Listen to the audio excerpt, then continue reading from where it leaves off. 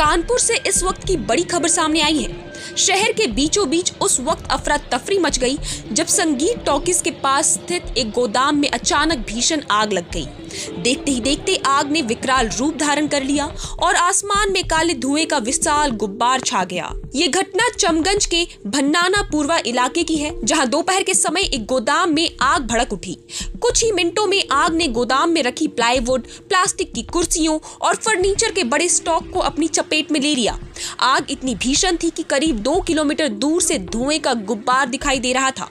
घटना के बाद इलाके में हड़कंप मच गया। आसपास के दुकानदारों ने एहतियातन अपनी दुकानों से सामान बाहर निकालना शुरू कर दिया। स्थानीय लोगों के मुताबिक धुआं इतना घना था कि कई जगहों पर दृश्यता काफी कम हो गई थी।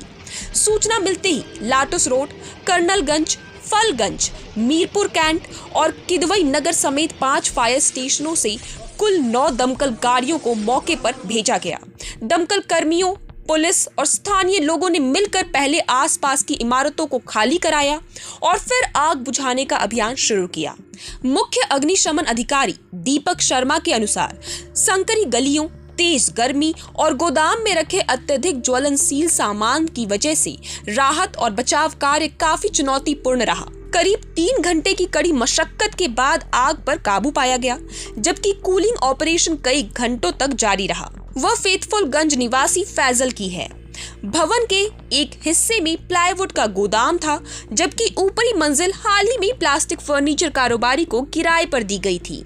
शुरुआती जांच में शॉर्ट सर्किट को आग की संभावित वजह मानी जा रही है। हालांकि कुछ स्थानीय लोगों का दावा है कि फर्नीचर गोदाम में बिजली कनेक्शन ही नहीं था। ऐसे में अत्यधिक गर्मी या किसी चिंगारी से आग लगने की आशंका भी जताई जा रही है। राहत की बात यह है कि इस भीषण हादसे में किसी के हताहत होने की खबर नहीं है। फिलहाल प्रशासन पूरे मामले की जांच कर रहा है और आग लगने के सटीक कारणों का पता लगाया जा रहा है। देखिए, जैसा कि आपको पता है, पहले भी हमने ब्रीफ किया है, बहुत वृहद आग लगी थी। काफ़ी दूर से इसकी फ्लेम, इसकी लपटें और इसका धुआं देखा जा रहा था, क्योंकि प्लास्टिक इत्यादि का धुआं था, बहुत डेंस स्मोक रहता है, तो बहुत दिक्कतों का सामना करना पड़ा इस आग को बुझाते हुए। सबसे बड़ा चैलेंज जो था, इसमें आसपास के भवनों तक ना फैल पाए। तो पहले जब भी हमारी टीम आई, पूरे आमजन के सहयोग से, पुलिस के सहयोग से, पूरा टीम के द्वारा आसपास के भवनों को खाली कराया गया और फायर फाइटिंग का काम प्रारंभ किया गया। जैसा भी आप देख पा रहे हैं, इसको पहले घटना को, हमारा जो टारगेट था उसको लिमिट करना, सीमित किया गया। सीमित करते उसको चारों तरफ से बुझाया गया और अभी घटना को पूरी तरफ से नियंत्रित कर लिया गया। आग को पूर्ण रूप से बुझा लिया गया है। इस घटना में किसी भी तरह की कोई इंजरी नहीं है, किसी भी तरह की कोई कैजुअल्टी नहीं है। गाड़ियां मौके पे, क्योंकि जैसा मैंने आपको बताया, बहुत ज़्यादा सेंसिटिविटी थी और एरिया बहुत ज़्यादा संवेदनशील थे, उसके दृष्टि से 7 से 8 गाड़ियां मौके के लिए हमने रवाना की और भी आउटर सर्किल की गाड़ियों को स्टैंड बाय रहने के लिए बोल दिया। लेकिन घटनास्थल पर जितनी भी गाड़ियां आई हैं, सकुशल रूप से उन्होंने कार्य किया और पूरे अग्निकांड को सकुशल तरीके से निपटा लिया गया है।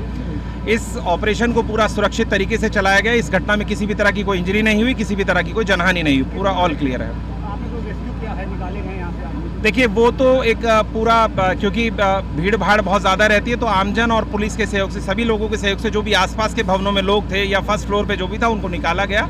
कोई काउंटिंग की फिगर अभी हमारे पास नहीं है, लेकिन फिर भी जो राहत और बचाव का कार्य था, बहुत सुरक्षित तरीके से चलाया गया और पूर्ण रूप से उसको काबू पा लिया गया।